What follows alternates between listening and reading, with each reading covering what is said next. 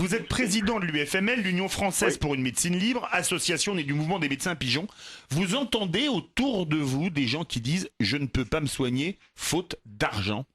oui, bien sûr.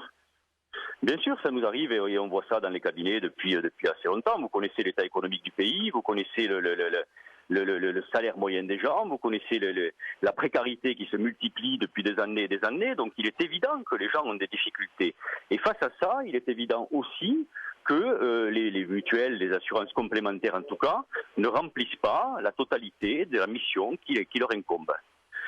On voit clairement, alors j'entendais bien Jean-Martin Coinsolal qui nous disait qu'elles avaient des coûts et que ces coûts augmentaient et qu'il était donc normal qu'elles reportent ces coûts sur les patients, sauf que c'est faux.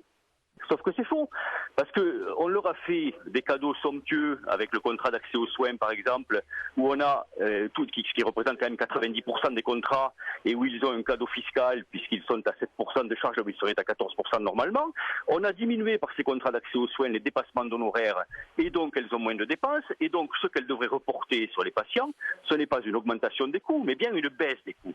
Donc on ne comprend pas, ce qu'on voit, c'est que les mutuelles et les assurances complémentaires augmentent chaque année de 4 à 6% depuis des années et des années, qu'il y a des frais de gestion qui sont sans commune mesure avec ceux de la Sécu. Et je rappelle que la Sécu a 6% de frais de gestion et qu'eux, ils sont entre 15 et 25% de frais de gestion, que c'est le premier annonceur, et vous en savez quelque chose, avec des budgets pubs qui sont considérables, et que quand un Français paye 100 euros à une mutuelle, seulement 60 euros reviennent aux soins.